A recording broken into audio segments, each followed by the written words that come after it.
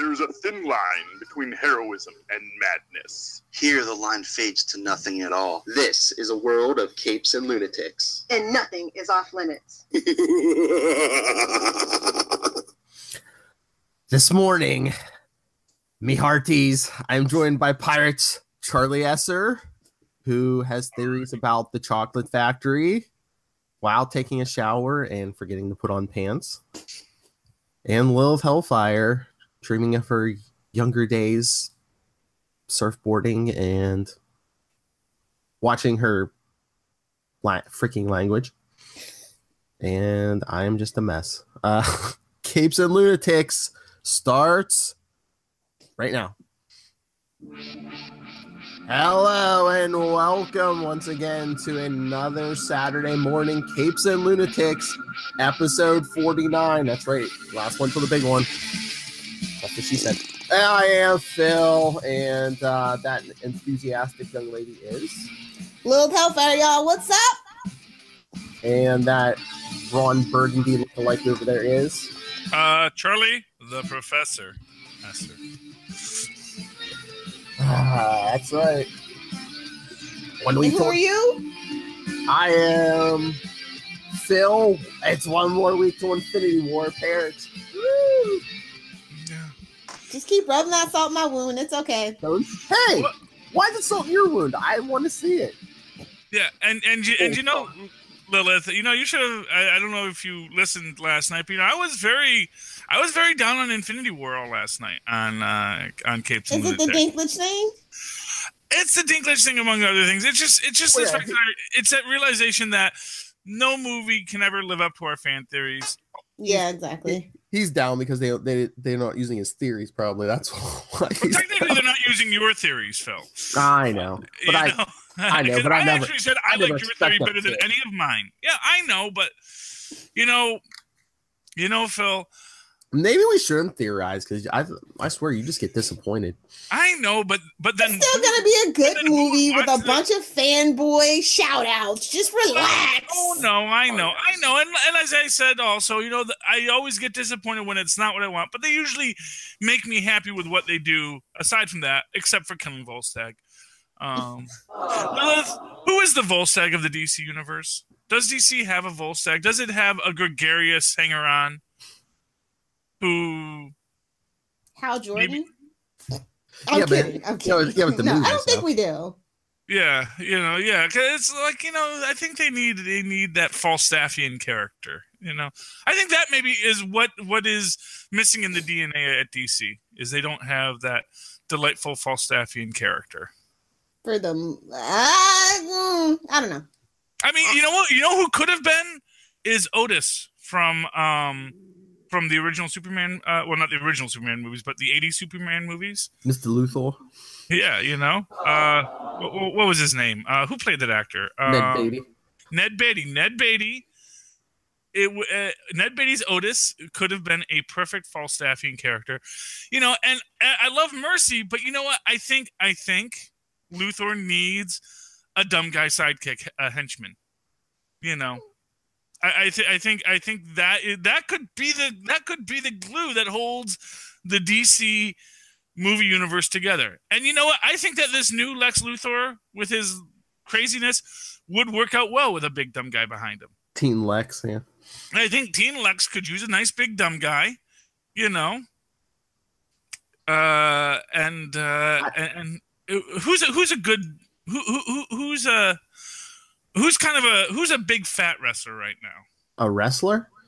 Well, I have not watched wrestling in years. Yeah, I mean, I was actually feeling sad about that. I was gonna say, is Mick Foley still alive? Oh, Mick Foley! Yes, Mick Foley would be the perfect big dumb guy to stand behind Teen Lex. You don't want to go with like an actor. Mountain Marco. You don't want to do like all wrestlers are actors. He is an actor. Mick Foley is an actor. I'm like, he's a wrestler. Of course, he's an actor. He's actually, you know, he's a decent actor. But you need he writes great books. He does. But that's about as far as my wrestling. That's how far back he goes. I don't know anything outside of John Cena and Kurt Angle. But so that is what. So here is my big pitch to the DCEU. Your next film, if it survives, bring in your teen Lex and have Mick Foley reprise the role of Otis as his bumbling sidekick. And that is what's going to get you over that hump. That's going to say, okay, we can work with this now. We can have you need a Falstaff. You need a Falstaff. Just give me a Deathstroke movie with Joe Manganiello topless all the time, and you got the women. That's all you need. Okay, Lilith. The problem is that that's literally just a photograph. I'm good with it. It'd still be better than Batman versus Superman. 2 hours of just a shirtless Joe Manganiello. I was gonna say, what is the DCEU besides a photograph? That's no like literally Wonder Woman based on a photograph. There you go. But I mean, well, no. Going on your theory, I don't know. You're probably like, no, this would never work. But I mean, could you buy Otis as played by Kevin Smith? No. See, Kevin Smith's not that good of an actor. Oh, he says it as much. It's not like we're talking out of school Kevin here. Smith, all right. He knows his limitations. There's a reason why Silent Bob was silent, because that's why he only speaks when it's going to be a big dramatic monologue. Because Kevin Smith knows, that's not his forte. His forte is googly eyes. More of that physical. Yeah, and that one big dramatic monologue. Now, if you did a silent character who was playing on that I mean, you could do that, All right. Then what about Kevin James? No. Our cinematic universe is already trash. Actually, now, if we bring in Leah Remini for something, then you can talk to me. Think of something for Leah Remini, then we can talk. Oh, Lord. No, actually, I'll say this again. You know who might make a great big dumb guy?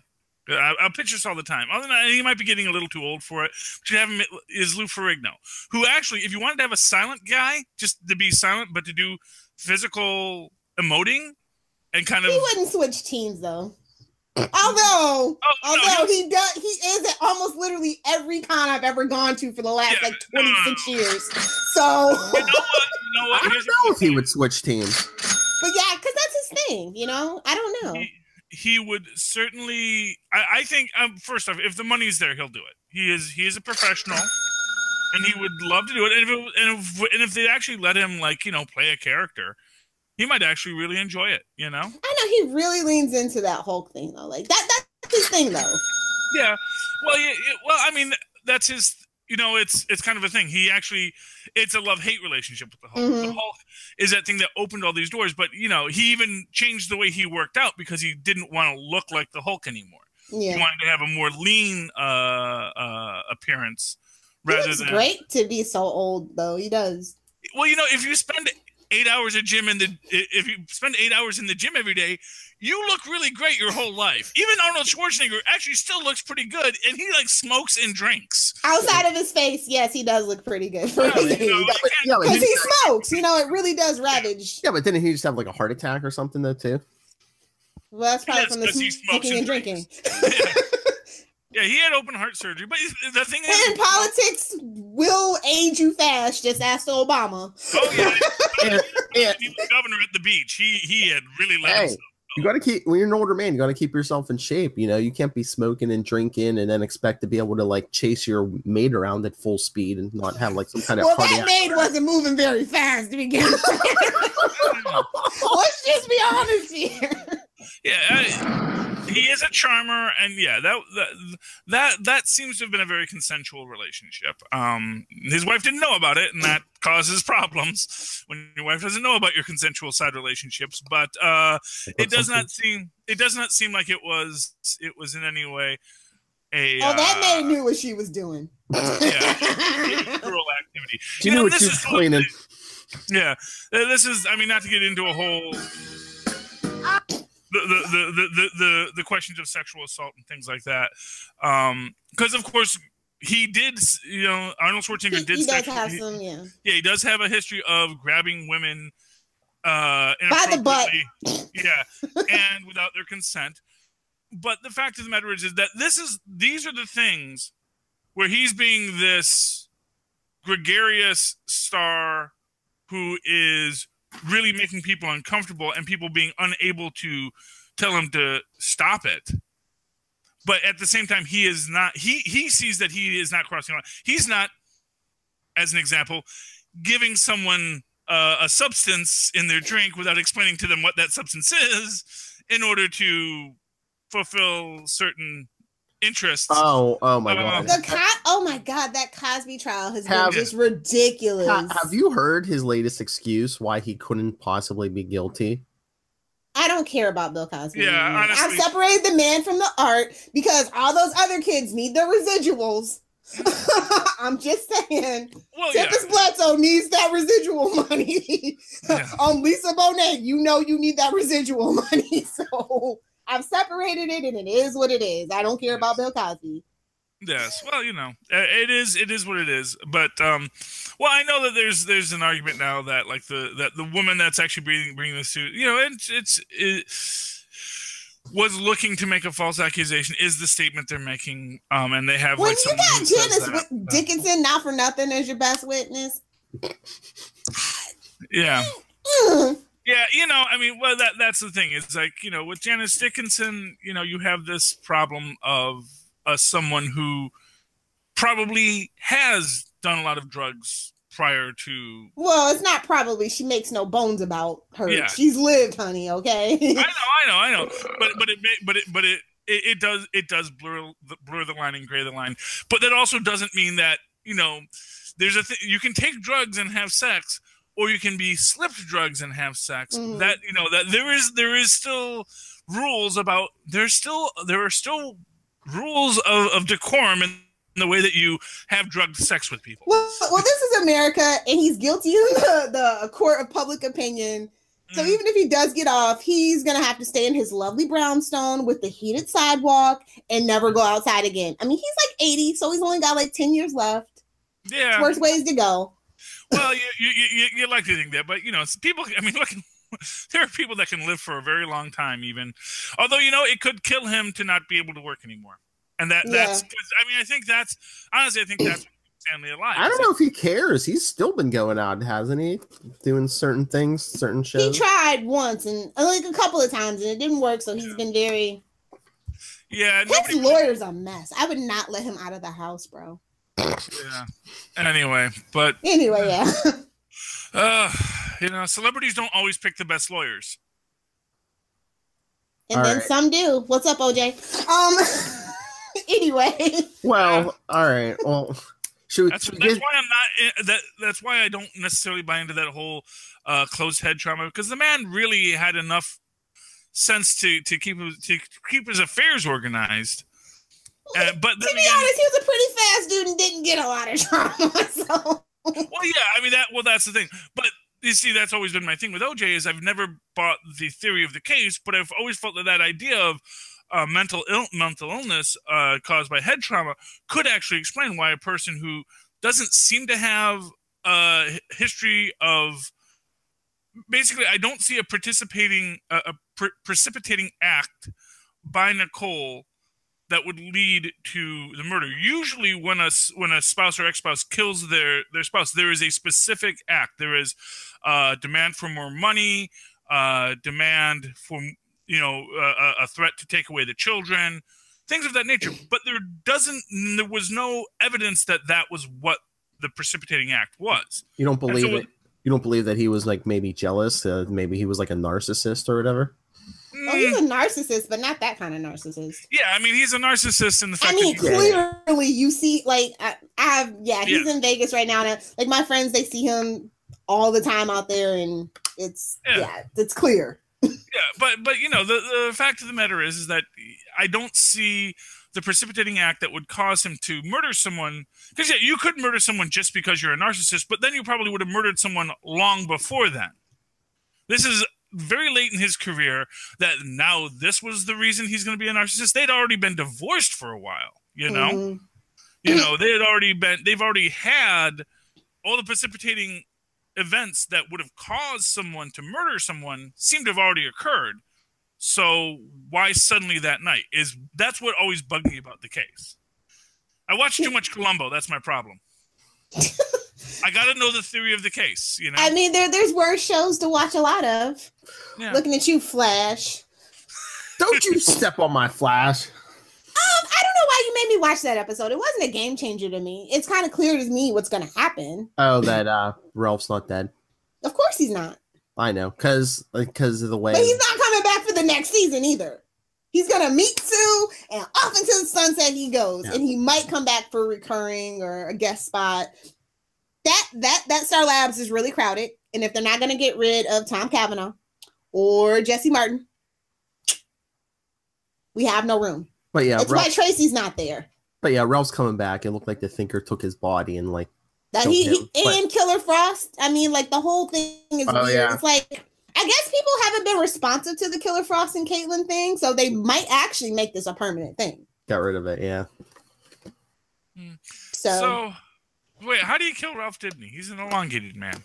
Well, exactly. The Thinker's You're not supposed to be able to like shoot like a last. Unless it's that Axel X. The Thinker's been taking metahumans' bodies and like putting his mind into it, basically killing their minds. But I mean, he even said, all the other bodies he took were eventually burned out. But this body, the body can take his mind expanding. So that's why I'm thinking Ralph's mind's still in there too. Everybody's minds are still in there, probably. Exactly. But they showed their bodies in the pipeline, so it was like really like. Did he just like? Well, I think the Flash is a mess. I can't even with them. They had some of them locked up, like that one from last week and stuff. Yeah. As I've said, ever since Doc Ock took Spider-Man's body, unless there's a quasi-mystical element, all you're doing is rewriting programs on a hard drive. And unfortunately, an organic hard drive knows its factory default settings. So it will eventually fight back because you can't just change the mind. Leave him alone, Philip. Thank you for the compliment. The man talk.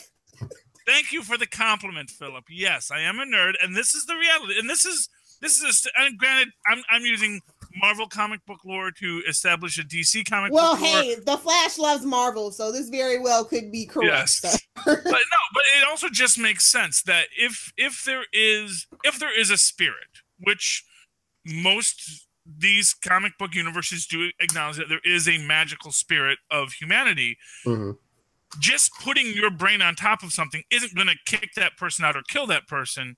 It's just going to overlay it, and eventually the proper programming will reassert itself. And this is why I say, when you're doing that body jumping, unless you're doing it in a quasi-mystical way, the way Dr. Doom does, you're actually... This is why when Dr. Doom does it, it actually does have a different quality to it. What you're actually doing is you're dying. When Doc Ock rewrote his brain as Peter's and wrote Peter's brain on his, he didn't jump into Peter's body. He convinced himself he was Peter Parker before he died. And then then he died as Peter Parker. And Peter Parker went on thinking he was Doc Ock until eventually Peter Parker came back, which is why the current Doc Ock is actually basically just a copy of a copy. And that's why you get that signal degrade, It's just it's a little less clear what his motivations are. Well, yeah, now he's got all this Parker stuff in him, so that's why he's kind of wants to be a hero and wants to be a superior octopus. Doc Ock is such a copy. He was killed in the 90s and had like a copy of his brain on a computer. Yeah, he's such a copy by this point. But in that case, that is him rewriting his brain over a blank brain. So there's not really an organic quality to overcome it. And right now, this Parker-infused brain is, again, a rewriting of that brain. Now, what's interesting in that concept is that I've lost it. Oh, okay. But I do want to say that I love Joe calling Harry out. And I ship them so hard. Like, I'm just like, just shut up and kiss. I know it's like Cecile's going to die in childbirth and they're going to raise a new little fast baby together because he can't be with Jessie because she kicked him off the Earth 2. Because he called out Harry because he said he's an addict because he's addicted to his thinking cap. He's addicted to dark. So he seems fine. Oh, yeah. Well, it looked like he fried his brain, Yeah, but then he's like walking around, and I'm like, I don't think you come back from something like that. But okay, Flash. Unless they show something later. Yeah. So because I don't watch The Flash. And Lilith, you say you don't watch The Flash, but you seem to know all the things that happened in the show. Well, first of all, I am a Redditor, and Reddit keeps me up to date. Literally, they have live discussions. You can go blow by blow by blow.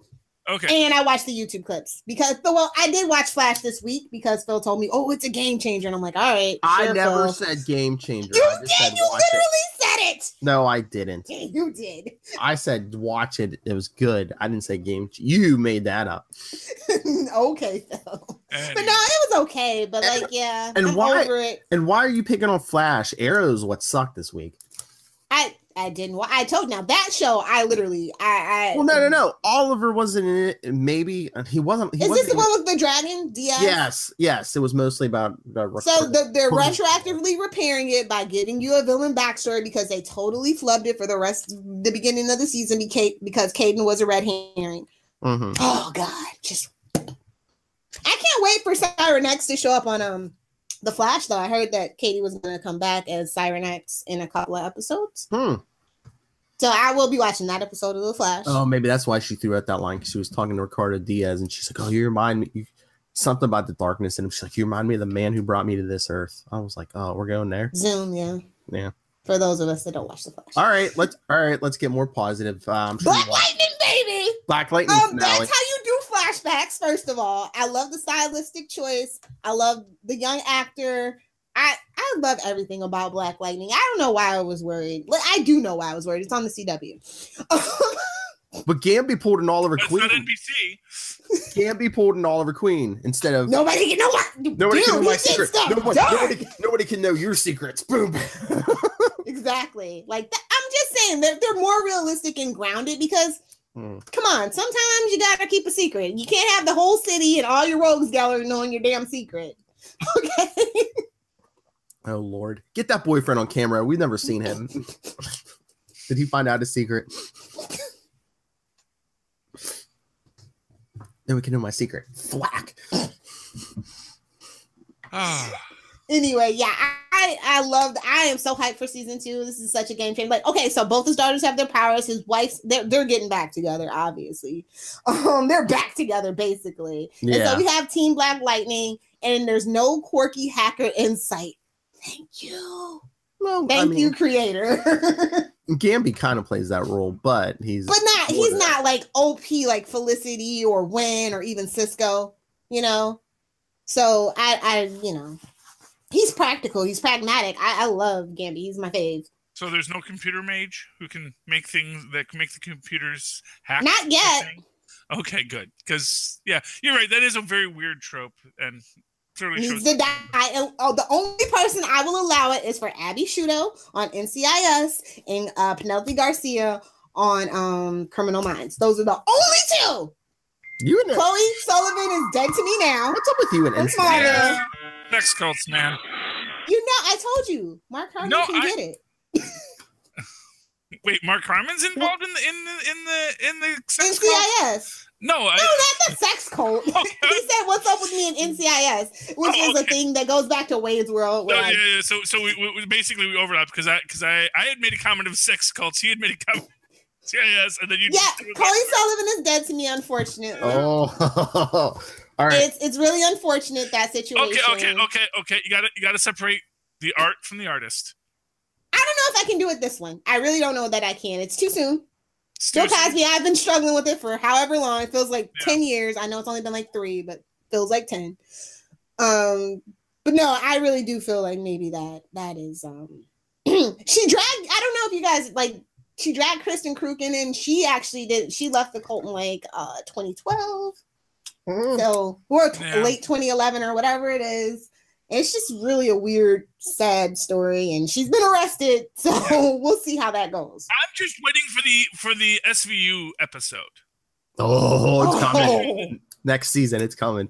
I'm surprised that I'm wondering if it already has existed, and I have to go to A&E. No, to watch it hasn't.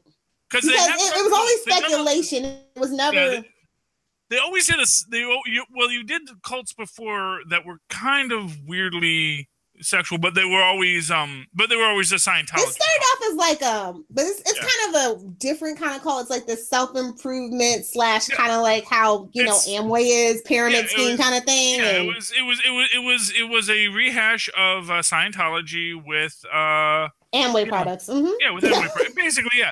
It was Scientology with products. Because they don't sell you those tin cans. You can't buy those. You actually got to get your thetans up before they'll actually let you even utilize. Speaking of which, right before I was leaving Florida, which is kind of like Clearwater's kind of like their new home base now. They have a channel on DirecTV. I don't know if it's like nationwide or whatever, but on the DirecTV. I did hear that they were starting their own. What's it called? Channel. I mean, you have DirecTV. Have you? I haven't checked, but I guess I could. Yeah. What is the channel called? Because I'm sure it's just Scientology. That's the Scientology channel. Oh, it's called Scientology. Oh, it's called the Scientology channel. Like I'm pretty sure that's what it's called. Marketing. I'll check my DirecTV. They're not good at marketing. That's why they're not as big as they could be. But they offer those celebrities something. I mean, you have Tom Cruise as your spokesperson, and everybody still think. I'm just saying they're not good at marketing. It's like Hooked on Phonics. It worked for him. You know. I mean, your mileage may vary. If you don't have the cash. Oh, geez, you don't have that cash. Oh, geez, I do have it. The Scientology, the Scientology network. Yeah. Okay, the Scientology network. 320. Okay, so DirecTV channels are Universal. I didn't know that. Okay, that's something to file away. But right now I am a Scientologist is on. Yeah, I was gonna say Saturday mornings they do their kid programming block. I only know this because there's like a whole subreddit dedicated to it, and they put like the craziest stuff on it. And then at 10, Inside Scientology. Then at 11, Principles of Scientology. 11:30, Voices for Humanity. And to be fair, Mormons do have their own channels too. I think they're like public access channels though that they can broadcast their stuff too. So 12 noon. EWN is the Catholic channel, which I watch on occasion. You also have CBN, the Christian with the network. Yeah, the guy that looks like Bob Barker's evil twin. Yeah, this is basic. Because Scientology is a little late to the game here, but I guess they said we have all these celebrities. Why don't we have a channel? Now they have a channel. Let's see if their programming is any better than The thing is that EWN and CBN they're great for the already converted. They're great. VeggieTales was actually it was an independent production company. Yeah, but that got a lot of air on CBN, and they eventually went on to do the Pirates Who Don't Do Anything, which was a big hit, not particularly Christian. I believe that's the same company. All I'll say is Scientology better get on the ball. It doesn't look like they have more than like 5 or 6 shows. Yeah, well, they just started. Give them a break. Give them a break. I mean, they do have like their little temples everywhere. To be honest, I gotta say that maybe they're not really figuring out their marketing strategy properly. I mean, to be fair, Christianity had like a 2,000-year head start. So when Christianity started getting into broadcasting, they had a deep back bench. Scientology, it's a freaking religion from the 60s. This thing is not gonna. Maybe they're trying to do too much too fast. Maybe they got to build more churches and maybe focus a little less on this. Because the thing about these programming blocks is that they're usually for the already converted. Yeah, they're entertainment for the already converted rather than hey, come check out this. Well, their slogan is were you curious about Scientology? We thought so. Watch this channel. That's literally what the billboard says. You said they're trying to do too much too fast. You're comparing Scientology to the DCEU. That sounds about right. They're both creepy as hell. Yeah, a mess. I think that's a problem. And I think they're hitting the same problems. They're trying to. Scientology will lean into their skids though, because Leah Remini has been a champion for the people that they have thrown by the wayside. I'll just use that euphemism, and they combat that left and right. And there's a reason why the South Park when they did their episode on that, everybody was John and James Smith. They will fight you, nerds. Okay, they will sue you. That is their jam. Yes, and But anyway, big love to Scientology. Glad you guys are doing well. Hope it all works out for you. How much does a DirecTV channel cost? Maybe the Southgate Media Group needs a DirecTV channel. Well, to get on one? That's interesting. I know. Okay. You can do a Roku channel for sure for dirt cheap. Seriously, Scientology can have a channel. Yeah, let's get the Cult of Southgate on there. Rob, we already have a YouTube. Okay, guys, not for nothing. We already have a YouTube channel. You want to go back to like landed television now? Yes, people still watch, especially old people. Old people still have money somewhere. Okay. Well, yeah. You think, yeah, to watch free programming. Commercials. We'll sell commercials. Audiobooks. Okay. Charlie, I don't know why we need a direct TV channel. Okay. Well, I'm just saying we could be selling commercials right now. How many hits are we getting on this thing? I'm just saying. You know, I don't know how, YouTube channels are not, they don't pay, the ads on YouTube don't pay as much as actual TV ads, though. That's just the facts. well, I'm sure that's a fact. I mean, yeah, I have DirecTV. I have DirecTV now through AT&T. And I was saying I feel bad for DirecTV because apparently AT&T is they are the Netflix because they've got this big corporation courting them. But they've been a partnership for a really long time, though. I know. But apparently, when AT&T buys Time Warner, they're kicking them to the curb. They've said as much. And What? it's like, oh, you know, they're going to come out with their own streaming channel. No sports. That's a mistake. Well, I don't know. I guess what they're thinking is, you know who likes streaming television? Nerds. You know what nerds tend to historically not be huge fans of? Sports. So, yeah, they're going to lose the sports nerds, but are sports nerds necessarily first technological adopters? Or because, and this is something I realized last night, AT&T, if they're buying Time Warner, is buying DC. Plus, why do you need to stream sports? It's on like every regular channel. Well, while you're on the go and you're not at home, you want to watch the game while your wife drags you out to the dinner, and you're just kind of doing one of those things. DirecTV and some of the others too, like they have the apps where you can watch your like DirecTV like on your phone or your tablet somewhere else too.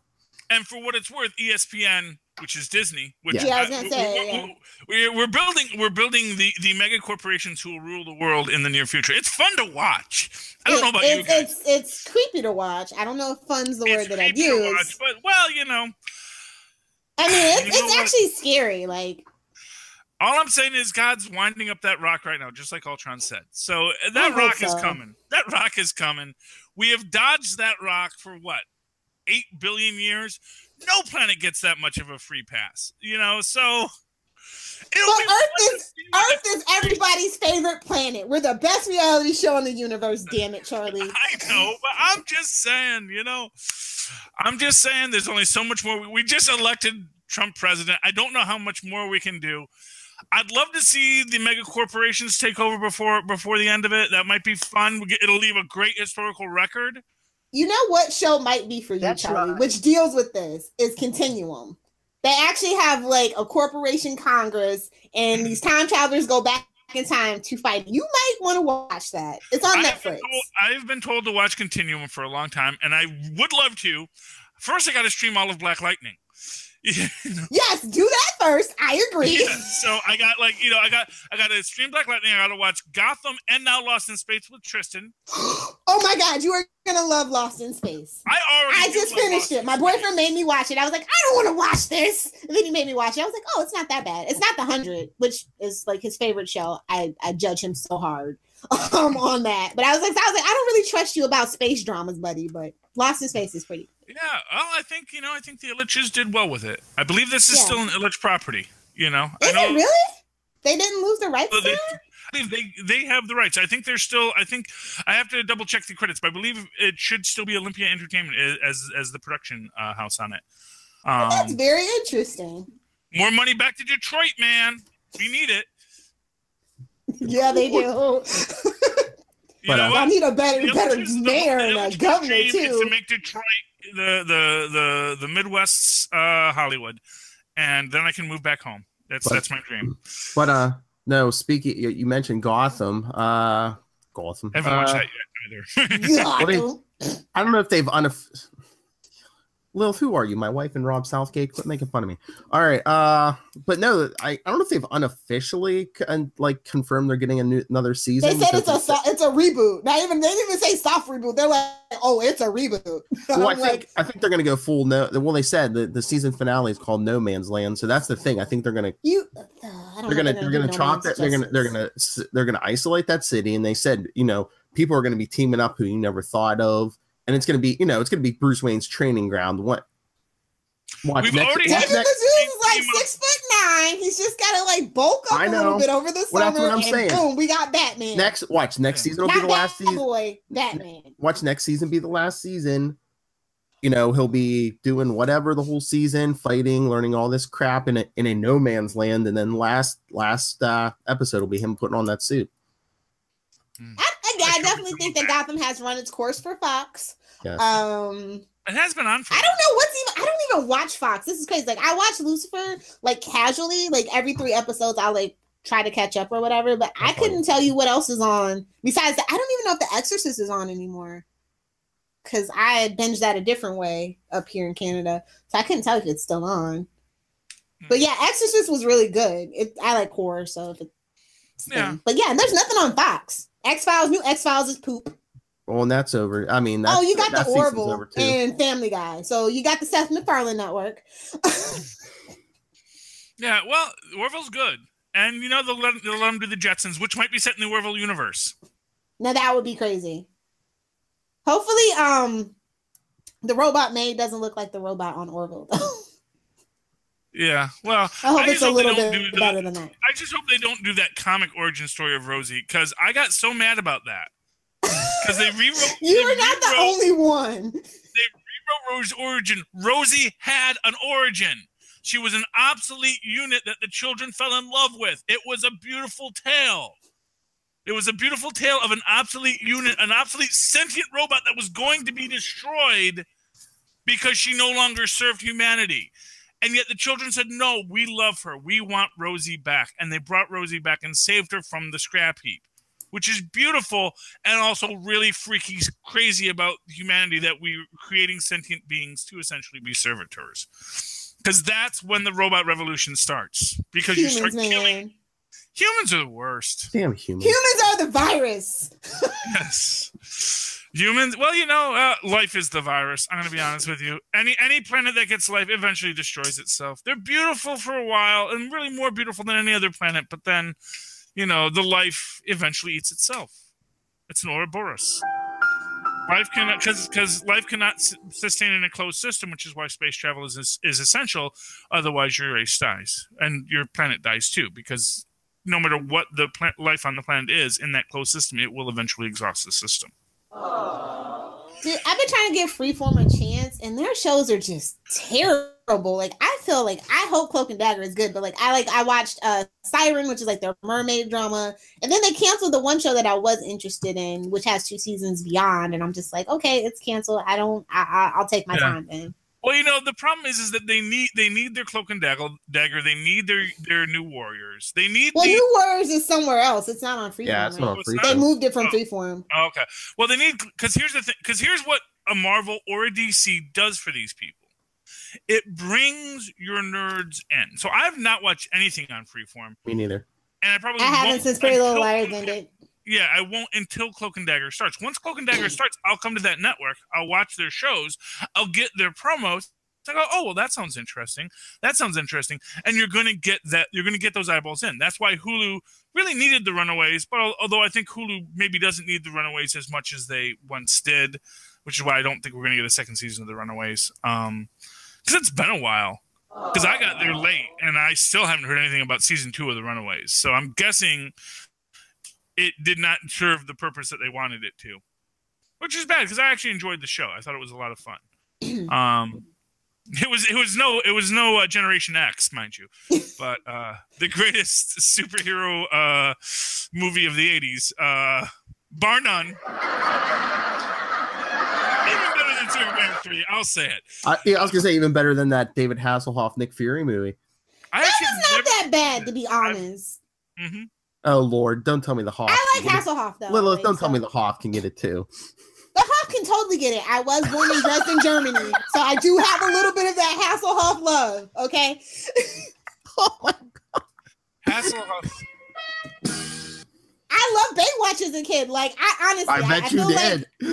I feel like that German thing is just deep down in there somewhere. Because I was like, I don't know why I like this. What is wrong with me? I even watched Baywatch Nights and Baywatch Thunder. Like, oh my God, you don't even know. Oh my God, you're terrible. a Baywatch. You're a Baywatch. I'm a Baywatch nerd. Okay, there's the secret. Did you see that film with The Rock? I did, and I hated it. Not enough Hasselhoff?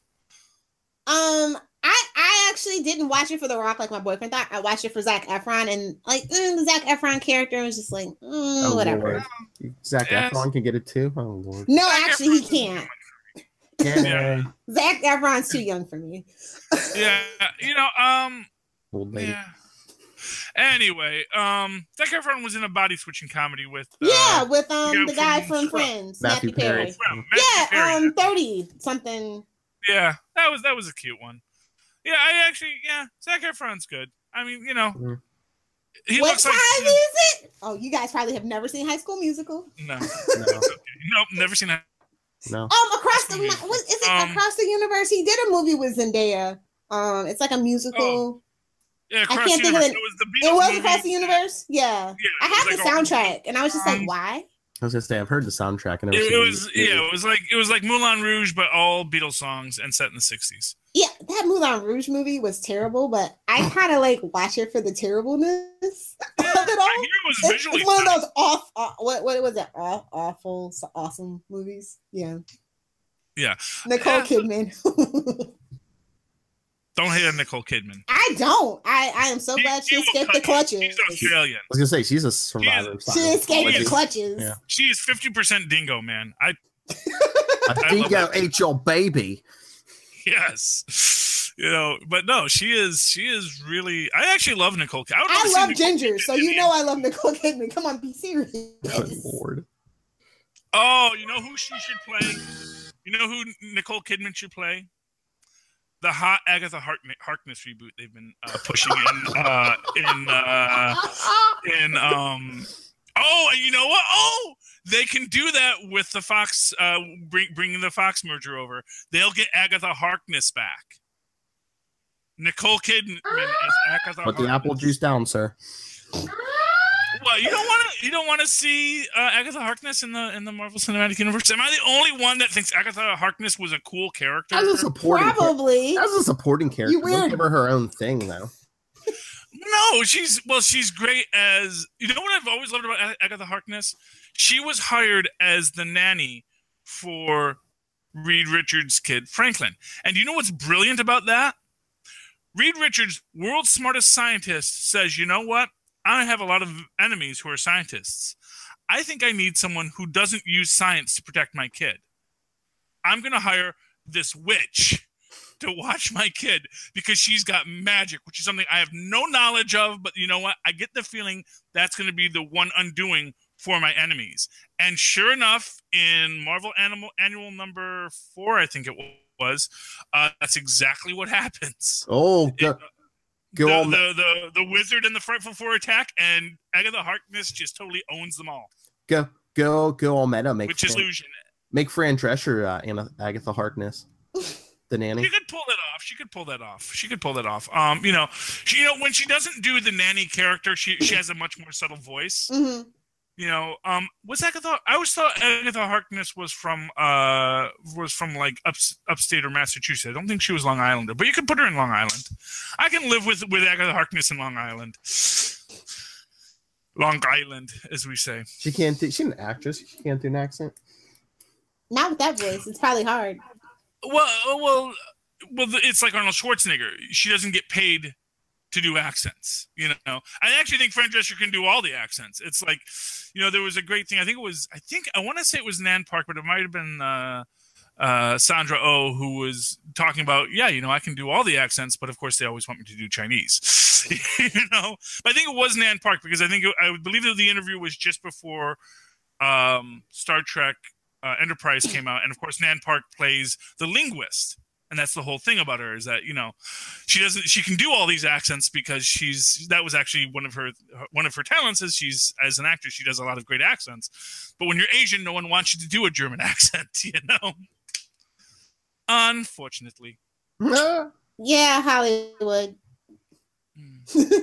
Anyway. Is anybody watching Krypton and tell me why I should care? I'm gonna binge it. Like I watched the first episode, I wasn't impressed. Charlie's been kind of sort of watching it when he remembers. He's the only one of us. Yeah, I've been watching it, but I'm just like, eh. How many episodes are there? I think I've watched 10. Is it gonna be 10? Are they 10 episodes in? No, you're not 10 episodes in. That's what the whole season's going to How be. many weeks has it been? I have no sense of time anymore. I don't know what's going on with me. It's like I definitely have something going wrong up here. No, it's just the world. Like I don't know what day it is unless it's Friday. This week was episode 5, so they're halfway through the season. Okay, so I'm 2 episodes behind, so I can catch up with that. I've liked it so far. I mean, like I said, and because you're not a Superman fan. I have not met this. We have to ask Ty one of these days. But as a Superman fan, like that's why the pilot was just like, okay. But I heard Colin Salmon's in it. Is he doing the Krypton report? That's why he created the Krypton report for the show. I mean, Supergirl just came back though, so it's kind of like so they're gonna be doing both. But that's what I was gonna tell you, Lilith. Colin Salmon is in it. Yeah, so I saw that little clip and I'm like, is that Colin Salmon? Yeah, that's Colin Salmon. And now I have to watch it. I think that means Walter's not ever coming back. Oh, the Arrow, yeah. But no, I think he's playing a Zod or something. Yeah. Well, the Zod's just a name. Mm-hmm. Like Hitler, a lot of people were Hitlers before Hitler. Just a name. True. No, there were. And guess what? There have been no Hitler since. A lot of people named Hitler was a Schechelgruber or something like that. And then he took the name Hitler because it was a cool name. And I challenge you to find a Hitler now. You can't. Well, exactly. Well, that's the problem. Is that after that, it's like, maybe we won't be Hitlers. Although there was a great episode of Hill Street Blues with a comic named Vic Hitler, who was very incensed by the fact he says, "No, my family were Hitlers longer than he was a Hitler. I refuse to change my name. I'm Vic Hitler." I don't remember that one. You don't remember Vic Hitler from Hill Street Blues? My parents might have censored that one, maybe. I don't really remember that. Well, he told a lot of dirty jokes. Well, I was about to say that's too old for me. TV reruns, Phil. As a child of the 90s, we grew up on 80s and 70s syndicated reruns, Philip. Yes. Yeah, but I always had internet, but I have not always had cable. But look up Vic Hitler on YouTube. You'll we know find what you're looking at online, Lilith. Don't fool us. I ain't got time for that. I got other stuff to do online. Yeah, but okay, well, fine. But anyway, but no, there were good episodes, and he's a great character. But he also was sad because he had the handicap of his name, which of course, nobody wanted to book him because his name was Vic Hitler. But more to the point is actually, even when he could get booked, he also suffered from narcolepsy. So anytime his blood pressure got too high, he'd pass out. So is that like Michael Bolton on Office Space? Oh, okay. Although he kept his job because you've never seen the Office Space movie? I've never seen Office Space. You have to. Oh my god! Oh my god! That's his nerd blind spot. It's absolutely my nerd blind spot. Although thanks to Mems, I actually know everything that happens in it. You need to watch it, and we need to do live commentary on that.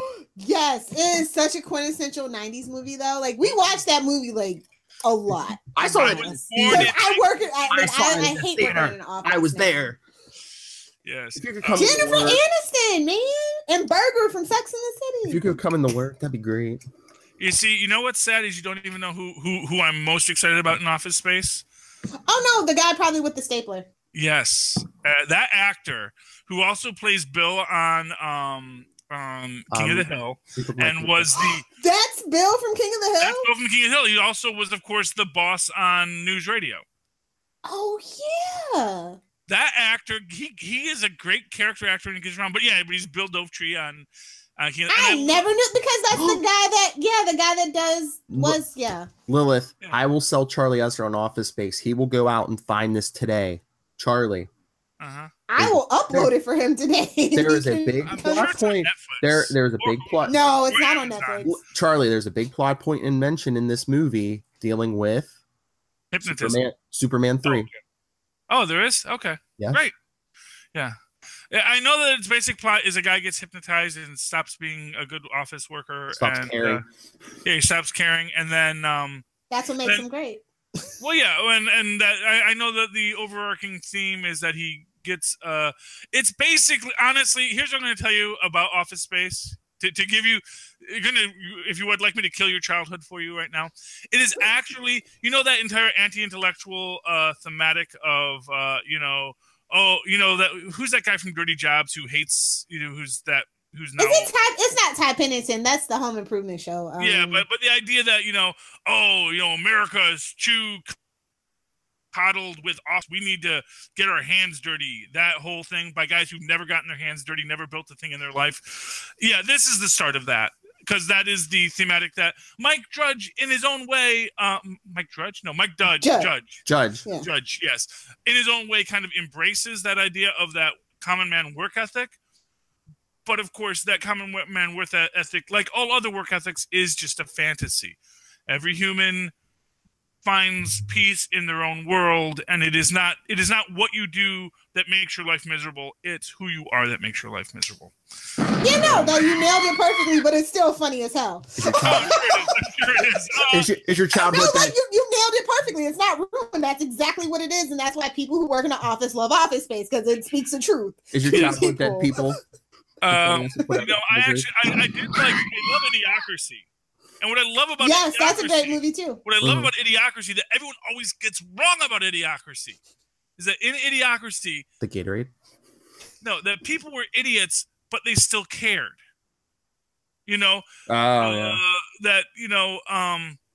President Camacho deeply cared about America.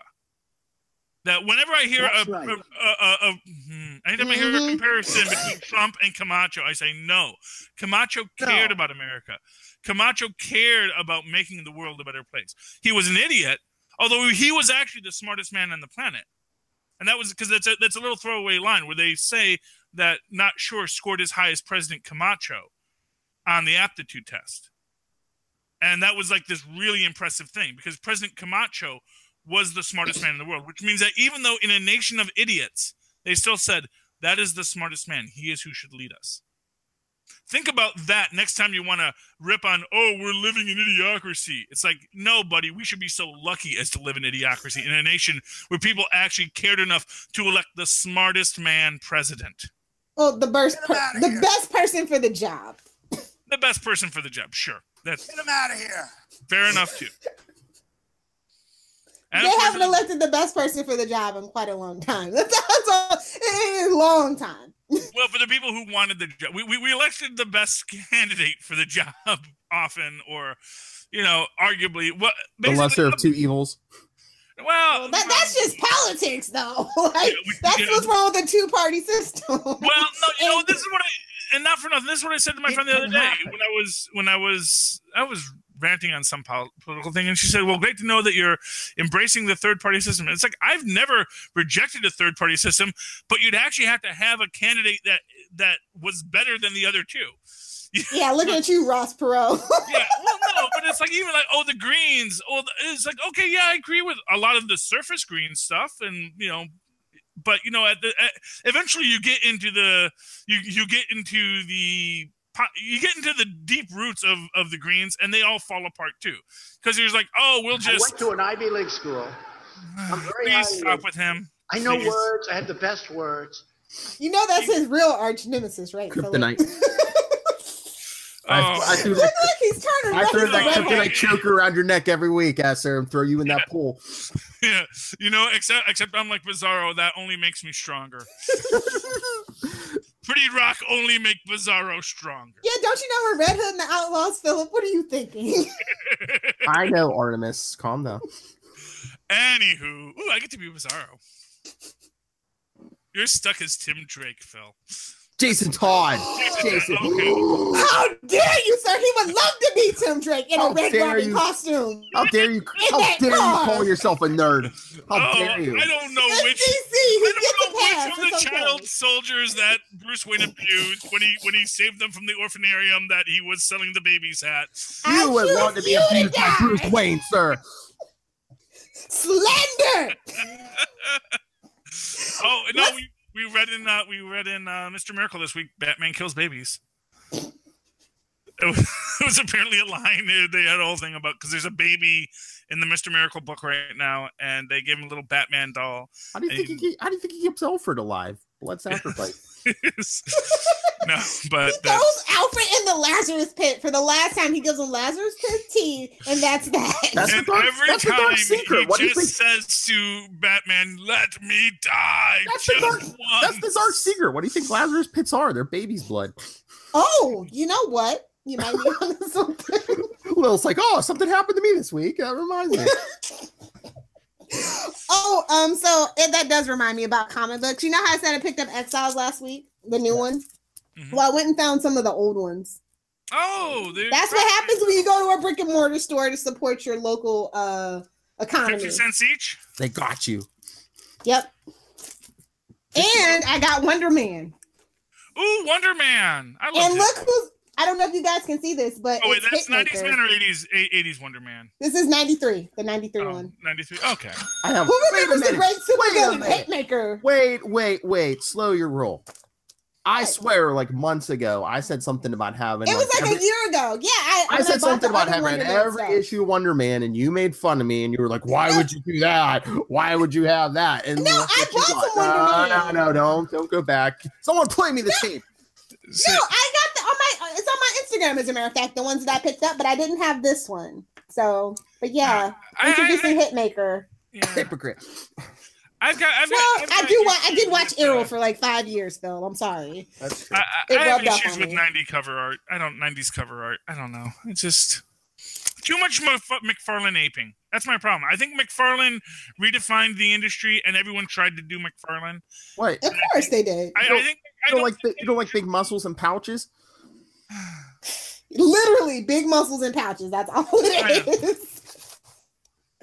I'm just saying, I think McFarlane's style, it's like when people tried to ape Kirby, you know? You didn't always need to just do what Kirby did. You didn't always just need to do what McFarlane did, you know? I mean, McFarlane did what he did, and he did it well. He could do grotesques.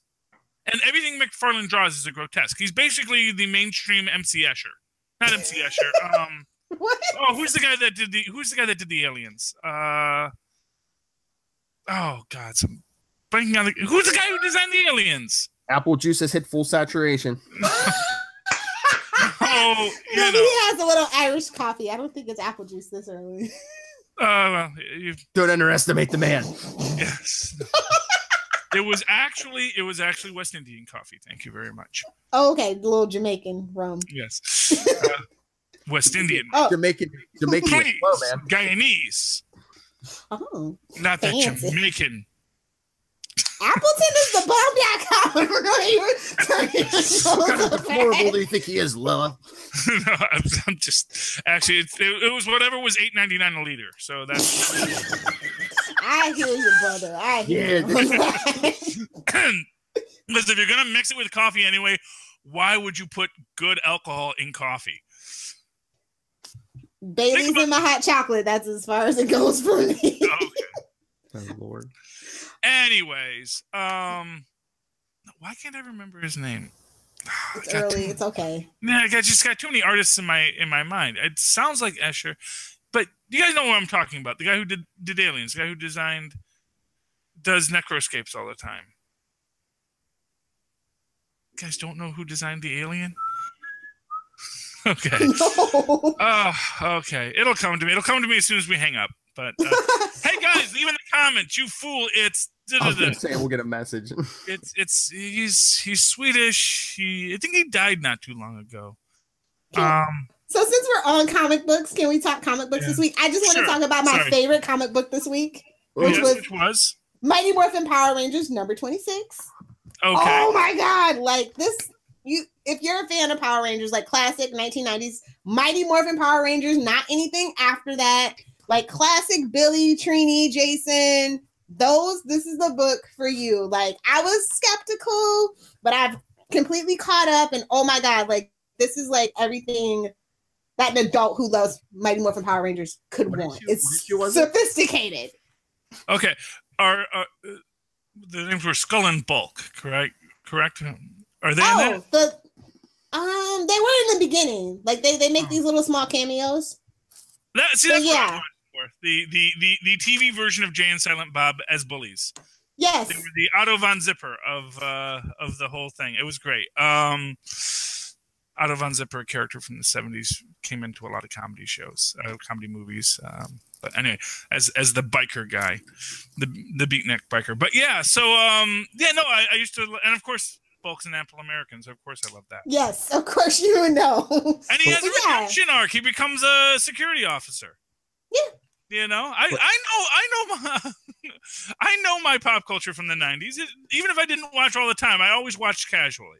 Lilith, what issue number is it?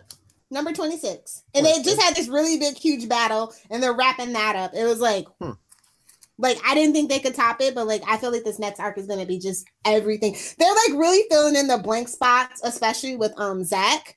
Because like Zach got no character development in the original series, and they've been really, and there's a couple of plot points that actually explain that happened in the TV show. So it's kind of like this fanon, but you want it to be like actual official canon.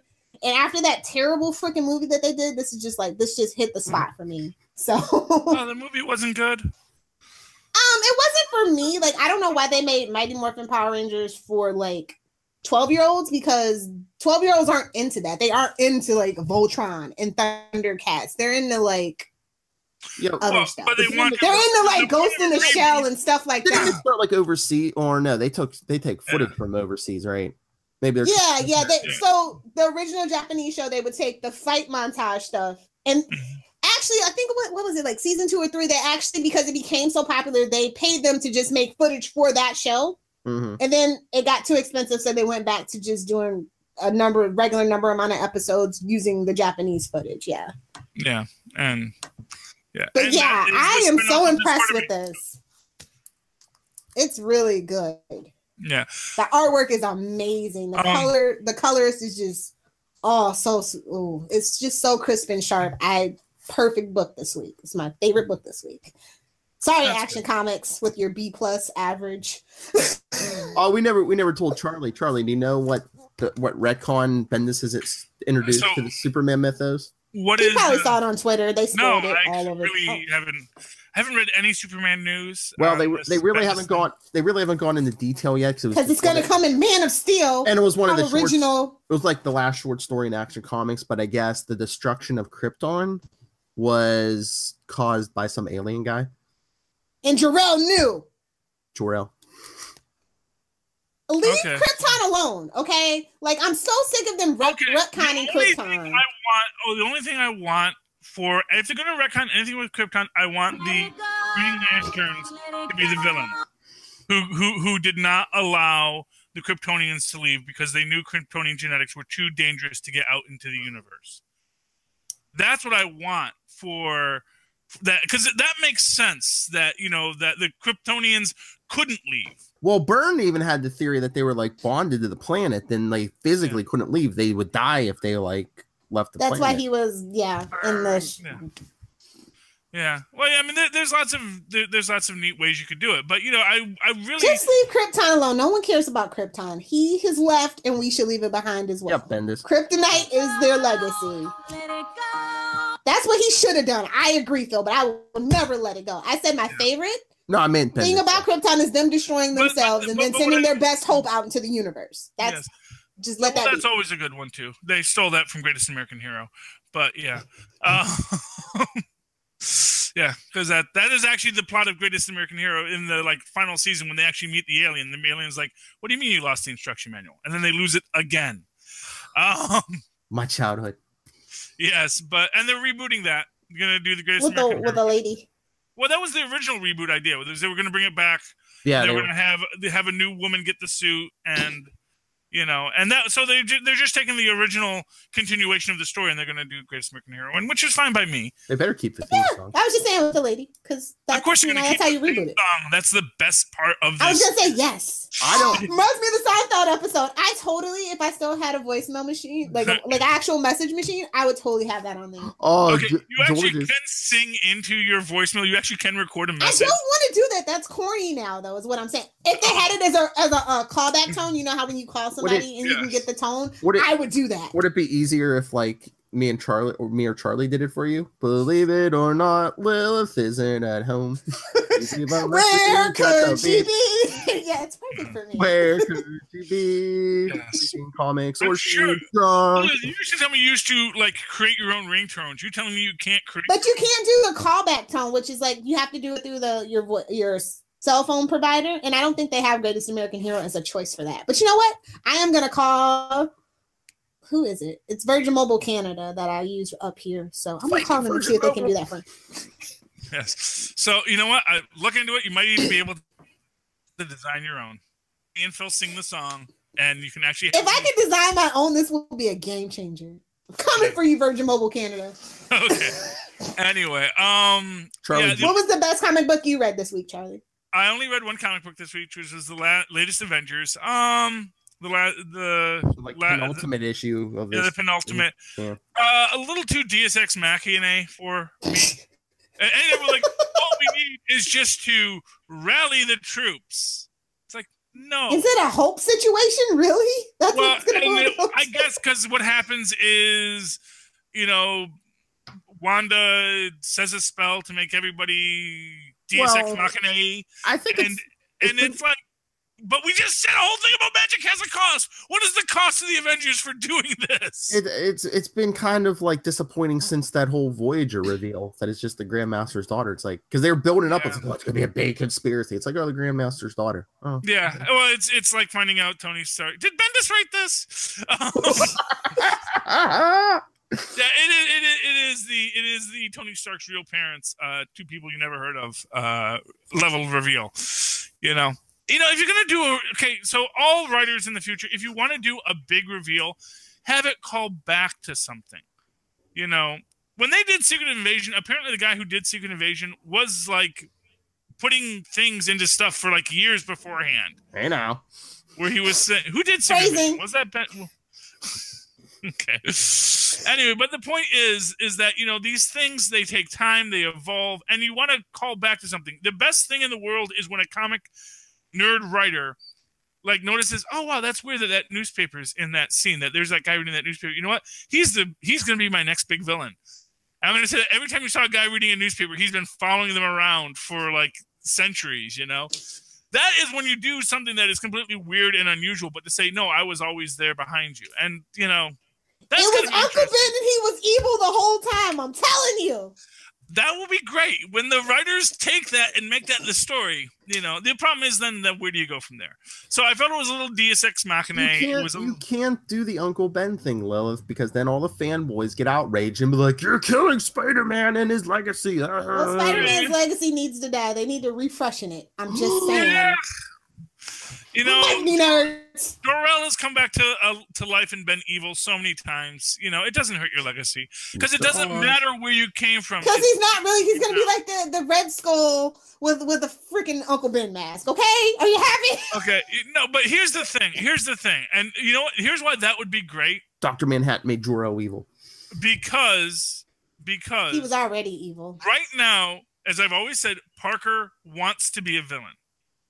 The only reason I know the hero of the story is Otto Octavius. I know I've heard the before. No. Well, as I said, that is Peter Parker anyway. Or J. Jonah Jameson. It was just Peter Parker allowing himself to be a villain. Because Peter Parker wants to be a villain. That's why when second he got his powers, he goes into show business just like Hawkeye. Because Hawkeye wants to be a villain too. There just wasn't any money in it. But Hawkeye eventually comes to be a hero because he grows out of being a villain. What is important for Peter Parker is to get beyond I have to be a hero because Uncle Ben died to I have to be a hero because I want to be a hero. Exactly. That's been my kind of beef with that. But it's a good, enjoyable story. I love his universe because it gave us Venom. It gave us Carnage. Gave us Toxin. Oh Lord! If that Tristan Esser, Toxin Gamer 13. If that Tristan Esser was just a little older, that would be your daughter-in-law right there. Yes. I swear they share so many similarities. They love Venom. They love gaming. Oh my Lord! Do you have any idea how old I'd have to be for Tristan to be old enough to date Lilith? Especially considering I don't date people my age. Okay.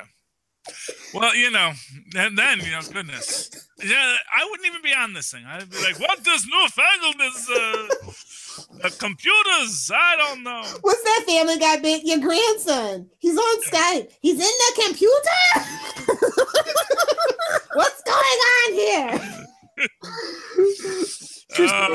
Start up this magic box. Oh, but that brings Start up the machine. To something I did want to talk about, which is the greatest tragedy in pop culture. That Mike TV, the hero of the Willy Wonka universe, did not get the chocolate factory because Charlie Bucket cheated. Let it go. No, I won't let it go. Because I was thinking about this. Okay, you look at everybody who fails their tests. It's for chocolate. It's for gum. It's for just being a bratty kid. It's for a drink of soda. Mike TV, the only thing that makes him actually say, I'm going to break the rules, is because he has offered his dream to be in the TV, to enter into the pop cultural universes that he has loved his entire short life. That is his dream. He wants to advance science, advance himself, advance life. And that is his crime. Meanwhile, everyone else is like, I'm going to eat all the chocolate in a chocolate factory. Which is like, Augustus Gloop, I think, got a raw deal because they said, here's my room filled with chocolate. Eat all the chocolate you want. Oh, but not that chocolate. And I didn't tell you that. Well, you know how that goes. Don't eat that. You can do all this. Just don't do that. The river. That's the thing. He didn't tell him not to eat from the river. If he said, hey, don't eat from the river. If this was a Garden of Eden situation, he says, oh, don't eat those apples. Then you could say, Augustus Gloop, he told you not to eat the apples. No, he said, eat everything in my magical. Everything. Yeah. Drink. So what would the reboot be? Would it be like, don't eat those saturated fats over there? No, it would be. Chocolate's actually good for you in moderation, Philip. Well, moderation being the key word here. Well, it's the chocolate is good for you, not the sugar. The nugget. The caramel. All the stuff that makes it good. Oh my lord! Actually makes the chocolate palatable because chocolate is a very, very bitter herb. Yeah. Dark chocolate. Raw dark chocolate. I want to do a Charlie and the Chocolate Factory reboot, not like that Johnny Depp crap. I was gonna say Johnny Depp. No, I want to do a good reboot. You two, maybe someone else in a alcohol factory. Family Guy did it first. And we have Charlie Esser, so we can even call it Charlie and the Beer Factory. Yes, but I'm just saying Mike TV should have gotten the chocolate factory. That and not for nothing, all Charlie did was didn't die as a result of his crime and not have it be found out. Although in the movie they say, no, I knew you drank the dang stuff, and it's like I just like you. Yeah, I just like you because. Basically, this was never really a contest. There was never really a prize. This was all just me being a jerk. Because basically, Willy Wonka is an awful human being. He really is. Mike TV's and Gene Wilder played that SOB so perfect. Oh, he did. Gene Wilder, because Gene Wilder played. I love Gene Wilder. He played a great Frankenstein. I will hear no more of this. I will hear no more of this. Good day, sir. Yes.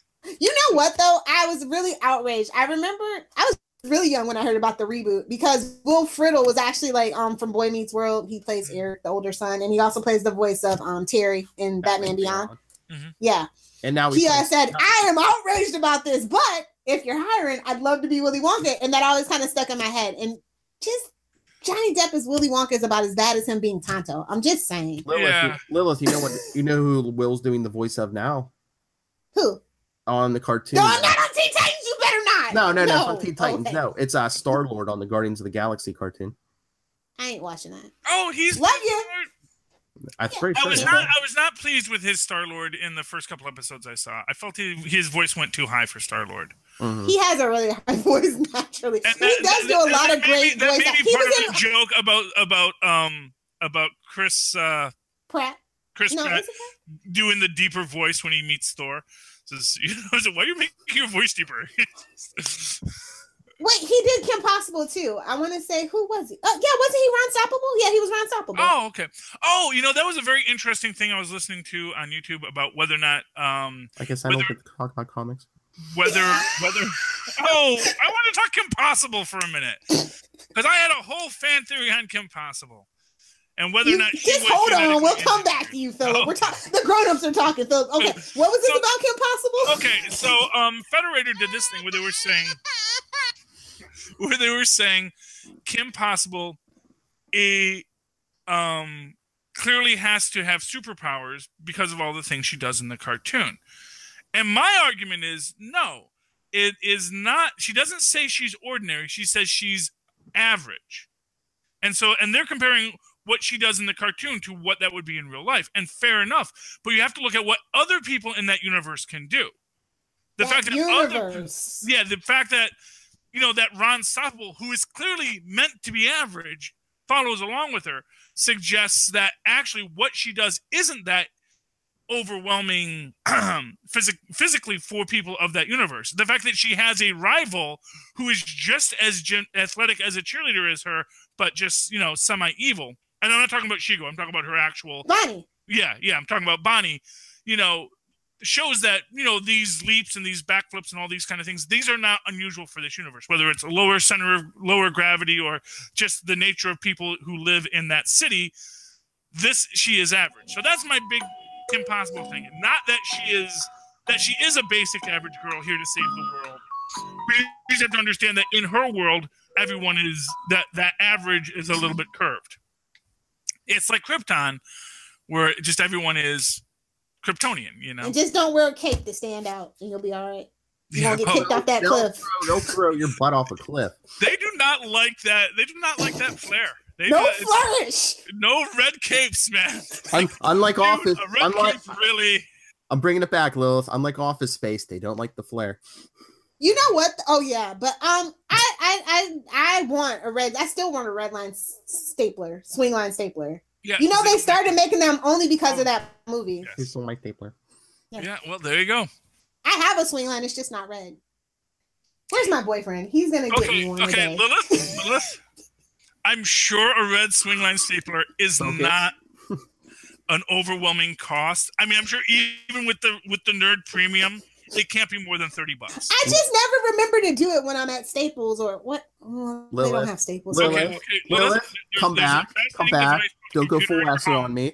That can purchase things over the interwebs. When I'm on the interwebs, especially when I'm on Amazon, it's like a hunter-gatherer kind of trance here. I'm a woman. I love to shop online. I have other things to think about. She's on the internet. She's looking for comics, pop figures, porn. Porn. Yeah, thank you. But this falls into he gets it. But for what it's worth, this crosses all those lines. It's pop culture. And that's why I'm going to put it on my boyfriend's to-do list. He's my executive assistant. Literally, that's his job title right now. And I bet you if you told him to find you one, he'd find you one in 5 seconds. He would. Although he doesn't do online shopping. So he would probably just go out to an actual store and find it. Okay. He's very against putting his credit card information online. I tried to explain it to him, but he's very old school that way. Oh my God, well, you know what? Not for nothing. He's not wrong. They'll get you one way or another. Wait a minute. So he is your executive assistant?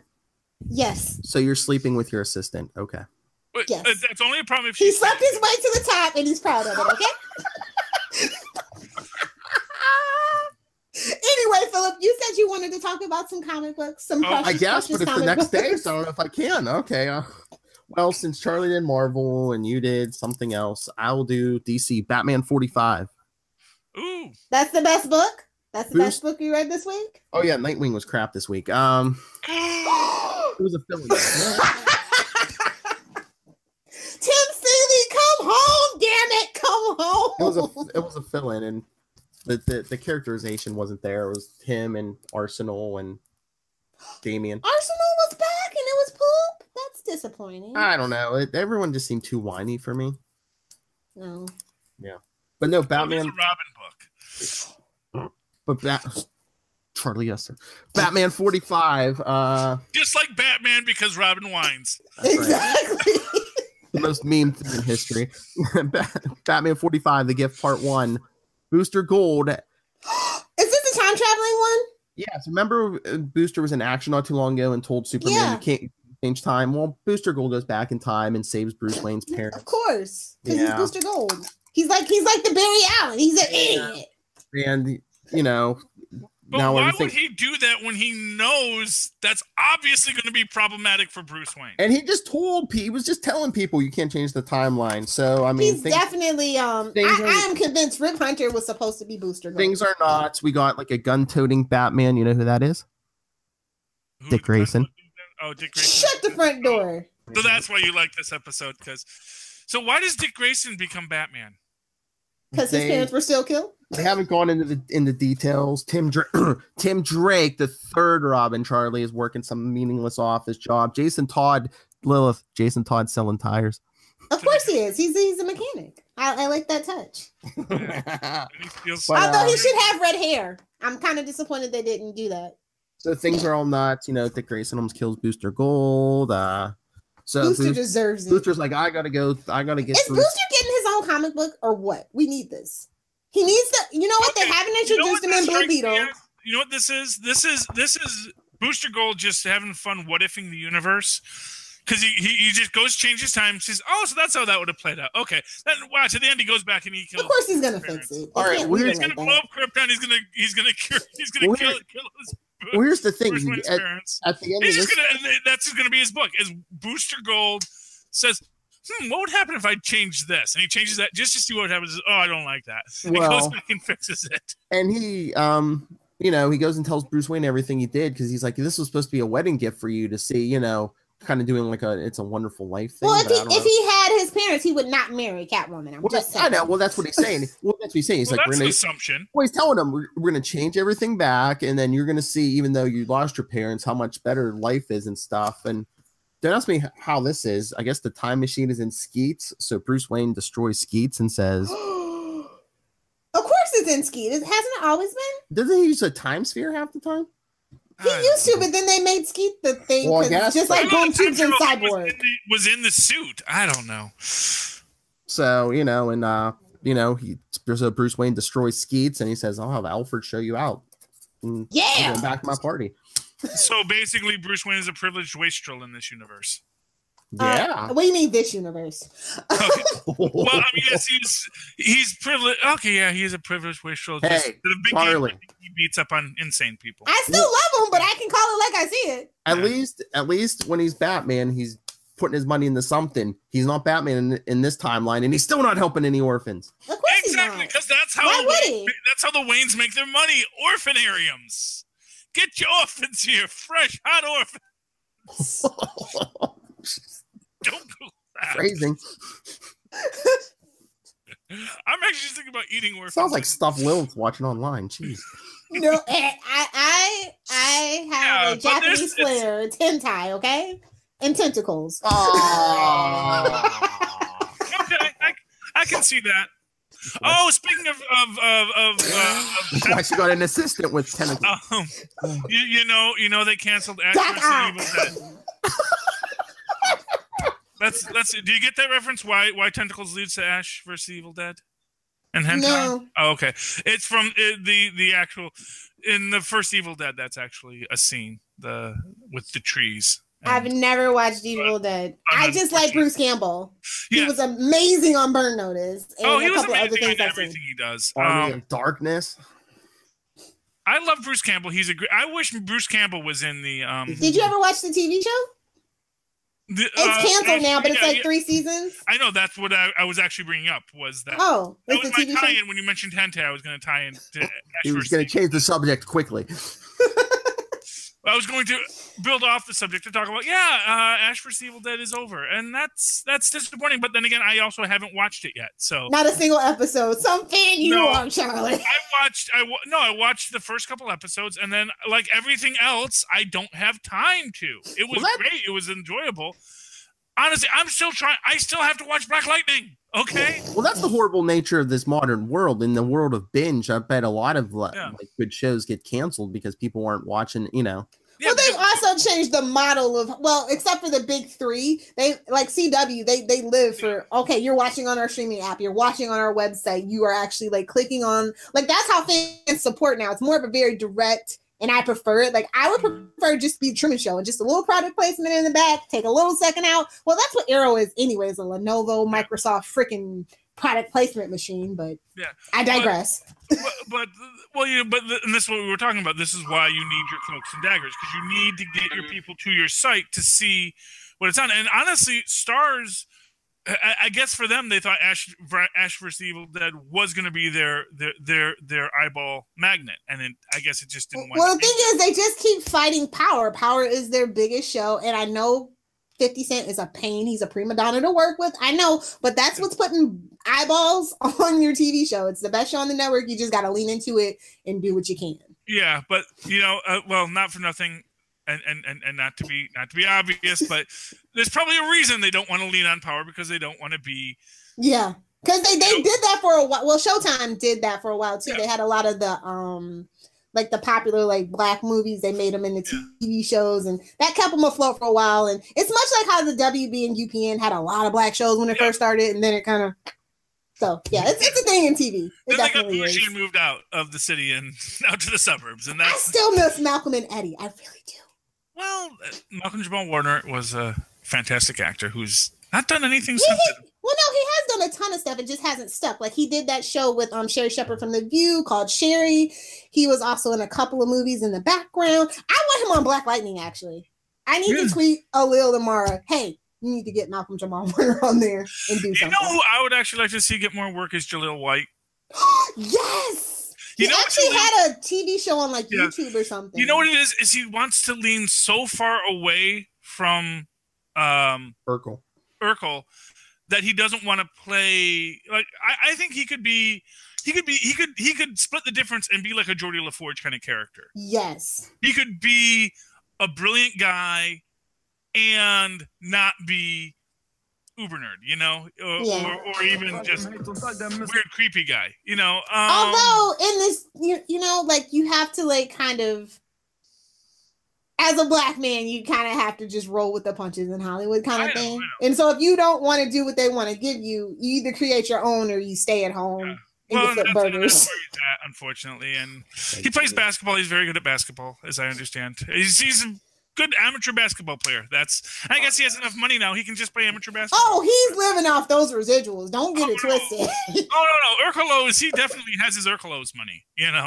Once you get to that, I have a breakfast cereal level of fame, you really don't have to work anymore.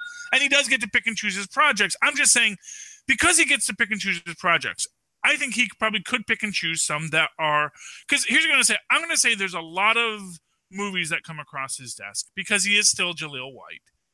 And yes, 99% of them are probably Urkels, but there probably are a few that aren't. I'm actually suave, sophisticated. I'm actually Stefan, not Steven. Yeah. And that's the problem, I think, is that too often he wants to play either Stefan or he wants to play Stefan. Everyone's giving him Steven. I say he's got to find that middle road between Stefan and Steven, and that's going to be his golden ticket. You know who he is without the movie making thing? Is he's Robert Townsend. Remember how Robert Townsend was just this big deal, and then he just faded away?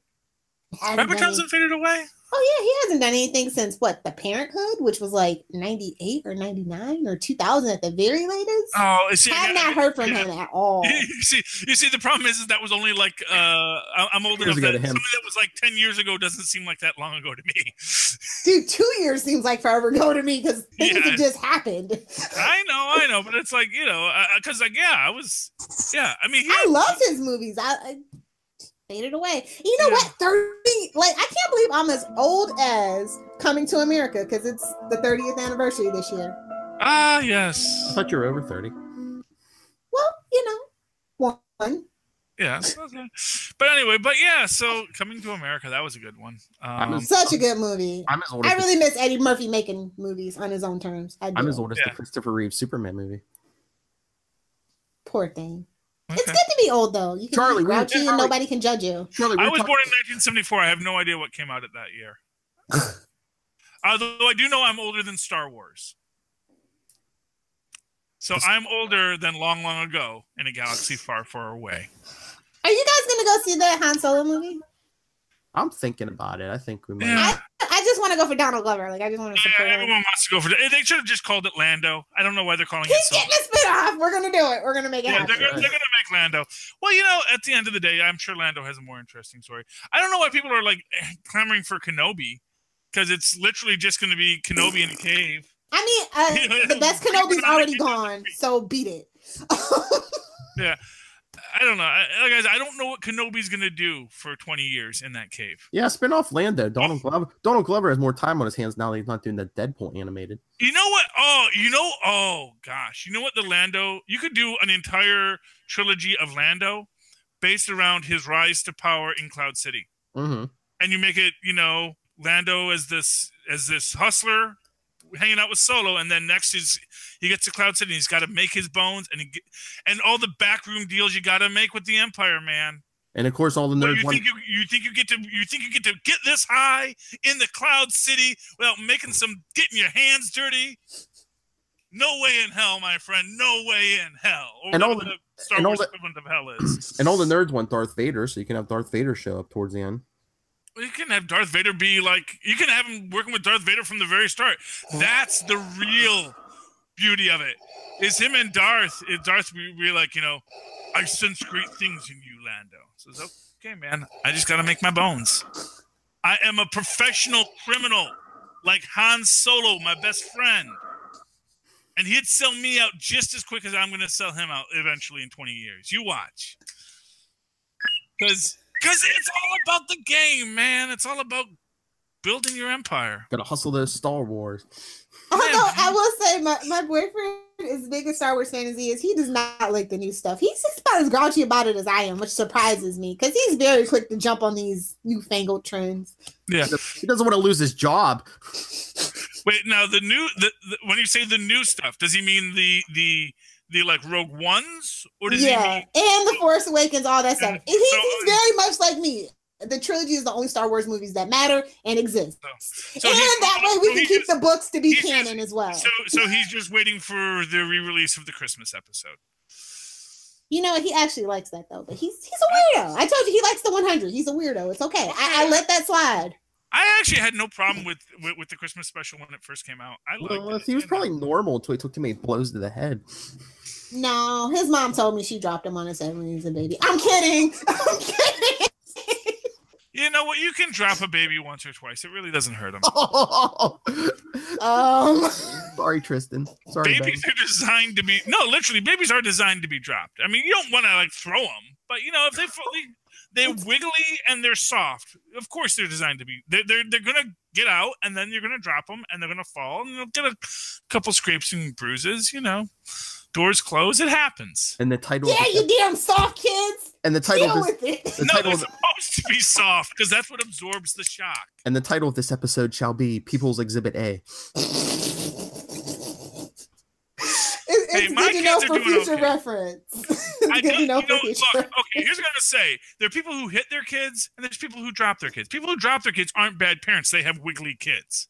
People who hit their kids, if you're hitting them hard for no Tristan, good it's reason. Your fault. No, it's I don't know. Once it's they're old enough to talk back, you do kind of sometimes want to hit them in the throat. I see that look at the grocery store with people all the time. Yeah. That's why I like babies. Until they start talking, then you got to take them. Well, no, but see, the difference is a good parent can do it with the eyes. You can hit your kid with their eyes. You can. Oh yeah. And my kids, oh man, when I do the eyes, they were like, okay, no, it's okay. Take some glasses off. They're like. Oh no, you got to keep the glasses on. The glasses help. So. I thought the glasses came off and the stash came up. It's like. What my kids love is psychic tickles. You don't touch them, but you just do this at them and go psychic tickle, and they go.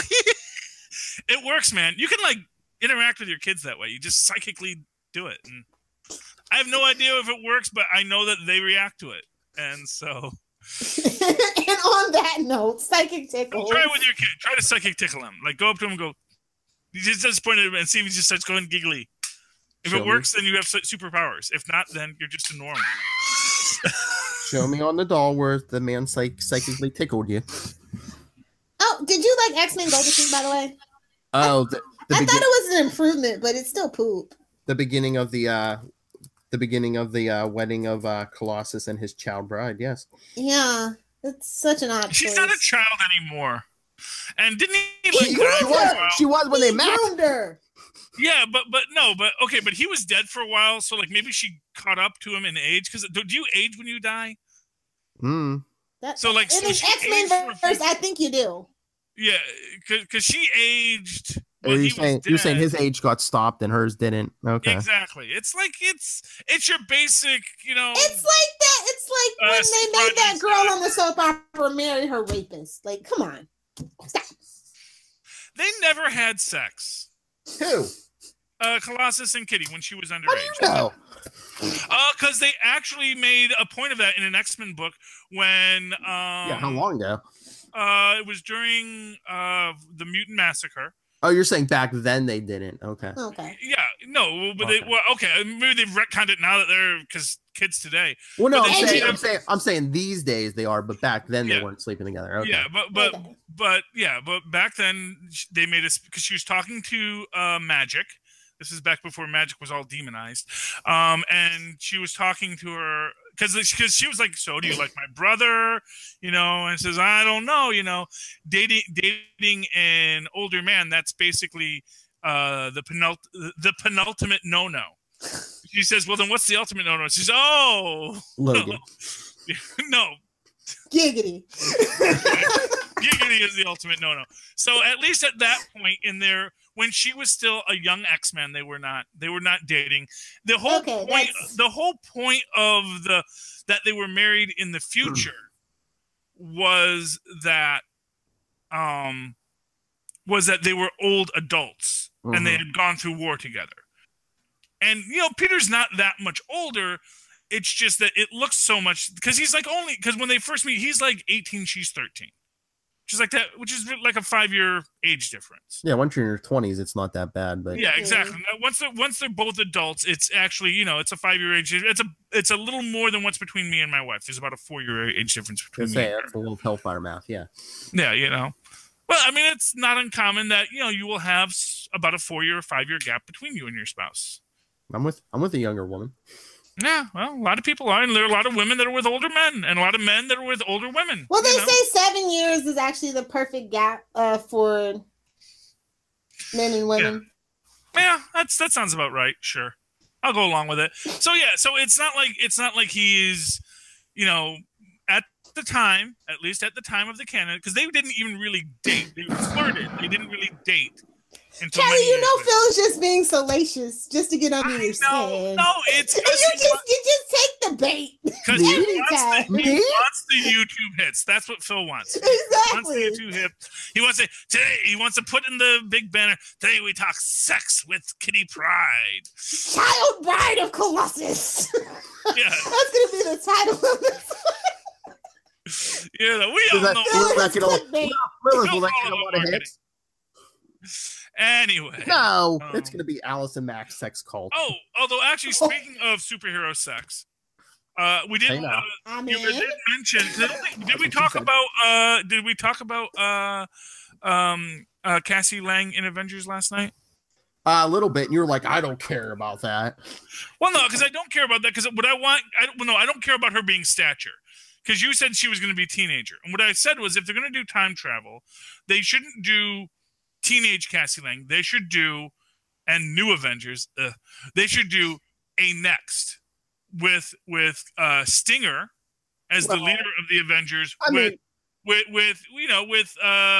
Peggy Rogers, they could daughter of Sharon Carter and Steve Rogers. I mean, they could do that. All they said was it would be a teenage Cassie Lang, and they didn't say what identity she was going to be using. I know, but teenage Cassie Lang, like I said, Cassie Lang as the leader of the second generation of Avengers is cool because she's the adult in the room, and it gives you that differentiation. And what's actually cool is that she meets up with Kristoff again because they actually had a thing back as little kids. Not a thing, but they were like that. Puppy love. Puppy love thing when they were kids together living in the Baxter building, And so her and Kristoff, I mean, that's like some cool, there's cool dynamics there, And so I've never been a fan of Cassie Lang as stature. I like that she's Stinger now, but even in the Ant-Man comic, I was not, I don't like when the comic books try to be like the movies. I like when the movies try to be like the comic books. Exactly. Yes, I agree. Which is why I'm so disappointed about Hawkeye. Oh, well, I love Clint, and he's gotten a really raw deal. Well, yeah. Well, they keep on saying they're going to do more with him. They keep on promising us more Hawkeye. It's too late. Hawkeye's like I'm gone. Hawkeye is the male Black Widow. You know, He is. Well, yeah. they want to do more with him, but it's like, oh, we got to get just the right project for him. You know. Well, you know what? Not for nothing. I do feel like Black Widow is better as a side character in other movies. She really did elevate the second Cap movie. Well, you know, my theory is he is going to be in Ant-Man because he's gonna become Goliath. Okay. Oh, shoot! You had just mentioned that Fishburne is playing Black Goliath. They said Lawrence Fishburne is Bill Foster. Bill Foster. So you have this idea that if they're going to do a flashback with Black Goliath, and then it says, well, I guess you could use my old name Goliath, although you can't really be Black Goliath. And so we get because I'm sure that one of the Hawkeye things is, man, I'm shooting arrows at people. And I'm shooting arrows at robots and aliens. I need a little something in my back pocket that's going to take me further. And so maybe we're going to get something in there somewhere. But, you know, I'm still very disappointed that apparently Ant-Man and Wasp takes place after or before Infinity War, because it comes out after, it takes place before. It's going to be contemporary with Black Panther. Okay. So that's the thing, but that's fine. But then it should come before Infinity War. But they didn't want to. But obviously they have to give something for. Yeah. That makes sense, actually. Yeah, it makes perfect sense from a marketing standpoint, but it also it just Charlie doesn't like it. But a lot of the movies are kind of like that timeline. You have to you have to kind of know. It's kind of like with Guardians of the Galaxy. If you didn't know, like if it wasn't explicitly stated by the guy, then it's weird. Yeah, exactly. You know, it's like you got to go back and you got to watch these things in order. You know. Yeah, well, even in watching it in order, there's still some things where it's just like it's a throwaway line, so if you're not really paying attention or the popcorn's munching too loud. It's like you can't really appreciate Star Wars unless you watch the prequels first, and then watch the whole series. Not true at all. I'm gonna come to Jersey and hurt you, Charlie. That's at Charlie Esser. Yes. Real life nerd fight. All right, are we done? Definitely. So we're gonna get All right, everyone. Send us your thoughts, especially if you're going to see Infinity War, because next week, Capes and Lunatics episode 50, big two-parter, 2 roundtables. That's right, 2 different roundtables hosted by me and Charlie Esser, because someone else is like, I don't want to see the best movie of the year. It's not going to be the best movie. It's just the biggest How movie. dare you? Just before it comes out, I just want to give you this thought. You liked Black Panther. This is the first Black Panther sequel of many. This is Black Panther 1.5. Nope. Yeah. Not good.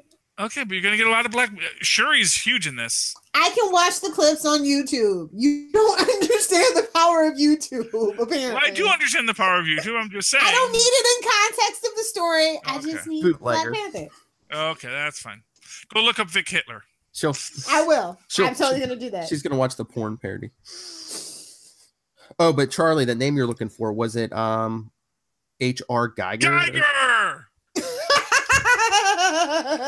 I got, because MC Escher is filed next to H.R. Geiger in my art knowledge thing. But yes, H.R. Geiger does grotesque as well. That is what McFarlane specializes in, is grotesques. And so, but the problem is that not everyone can draw grotesques believably. It's actually very difficult because you have to not only make them a grotesque, but also make them believable as a living, breathing grotesque. And that's what McFarlane does amazingly well. That's why he was so good on the Hulk, because the Hulk is a grotesque. That is why the Hulk is so hard to translate into movies, because it's hard to make something that looks that insane look real. You know, that's also why Spawn movies are always going to have problems, because I think the practical makeup aspect of it was fine. It was everything else around it. Well, yeah. But no, I'm going to say, well, yeah, I mean, Michael J. White's got yeah. You know what? That's what I'm going to tell you. Is I think that when it comes to grotesque, you're better doing practical effects than CGI. Mm-hmm. I think that actually having a big guy play the Hulk would be better, than trying to CGI the Hulk. Unfortunately, the Hulk is supposed to be 8 feet tall, but then you can do that all with camera angles. They did that in the 70s. I mean, they do it with Tom Cruise in every movie. Apple boxes. Back to Scientology. Yeah, full circle, baby. I'm trying to be like Charlie. I want to be like Charlie when I grow up. Charlie was trying to go back full circle to Ferrigno. You brought it back to Scientology. Well, there we go. And I'll bring it all back to super connectivity when I point out once again that is because of Tom Cruise. Peter Dinklage is only the second highest paid short actor in Hollywood. Anyway, send us your thoughts on anything this week and Infinity War. That's right. Big two-parter. Capes and Lunatics at gmail.com, facebook.com/Capes and Lunatics, at Capes Lunatics on the Twitters, the Instagram, starting it up again. So follow us, Capes and Lunatics on Instagram. And the voicemail, 614-382-2737. That's 614-38-CAPES. And keep an eye on our YouTube because you got some specials coming up this week. Another interview with me and Lilith. Walking Dead fans. Bravo, by the way. That was really quick. What? Thank you. That interview. I can't wait to talk to James Tuck. Who wrote the Arrow novel we just reviewed. That's right. And Walking Dead fans, stay tuned. I might have a surprise for you on YouTube, but you got to get it on YouTube or somewhere else, but not here. All right. Lilith, if people want to send you staplers, where can I get a hold of you? At me at Lilith Hellfire over on Twitter or at Adventures in FG. That's Facebook, Pinterest, Twitter, and Instagram at Adventures in FG. I too am starting up the Instagram again, so I don't feel so old. Charlie, because we can't get. Oh, well, of course you can always write to me in an old-fashioned email way, the way our Moz and Paz once did in their cubicles in their office space, because that's old enough that probably your mom and dad grew up watching that film. At superconnectivityblog@gmail.com. That's superconnectivityblog, all one word, at gmail.com. And of course, follow me on the Twitters as I live tweet things sometimes when I first 15 minutes of stuff. Yeah, the first 15 minutes before I fall asleep, if I remember that it's even on, because I'm old. At Charlie Esser, that's CharlieSSER. For the 2 E's in the middle for quality. If you want tips on the bounce ratio of babies, get right to Charlie Esser. All right, everyone. This has been another week, episode 49. So it's 0. Oh, Lord. But that's the whole point, is that they're soft, so they absorb the impact.